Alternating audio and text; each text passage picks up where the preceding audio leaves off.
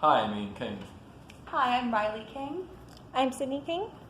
Hi, I'm Will England. I'm John King. And I am Haley King. And today I'll be doing my speech on the U.S. prisons' rising percentage of inmate deaths and the lack of appropriate medical care in the prison system.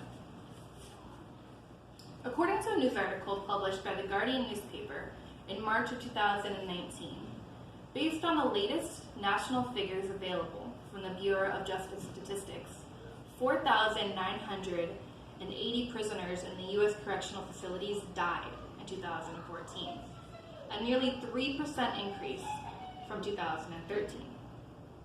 While the seemingly low number of an almost 3% increase may not be alarming to you, it is a representation of the lack of medical care in our prison system.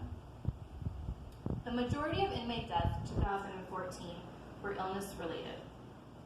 Along with the increase in illness-related deaths, suicide rates in prison are rising as well.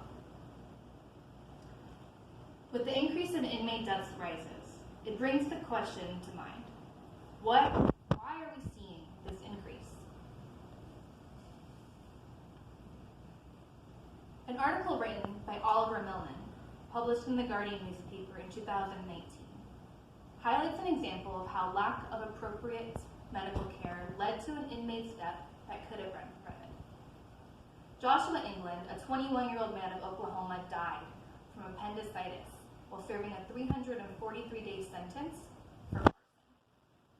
According to the article, Joshua England made 5 separate written requests for medical care before his death.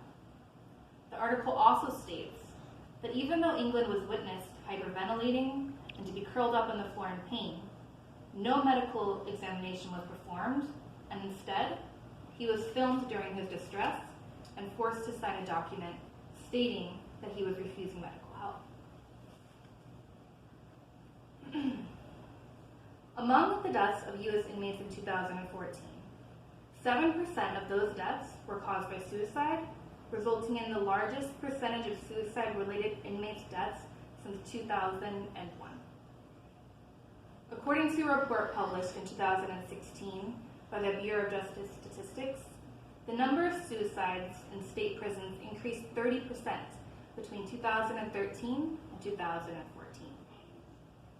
An article written by author Matthew Clark in 2017 states that the Texas Department of Criminal Justice has had a 40% increase in suicides between 2008 and 2014. Furthermore, among these suicides, specifically ones that occurred between January of 2011 and September of 2013, 1/3 occurred while in administrative segregation. In the U.S., Texas has the highest prison population. Texas prisons are reporting a 20-year high in suicide rates among inmates. These statistics of inmate deaths have brought a mass amount of attention to our criminal justice system. Whether it be physical or mental health, the latest data suggests that deaths in prison are rising. Why are inmates not receiving proper medical treatment for their illnesses? Why is mental health issues among U.S. inmates being ignored?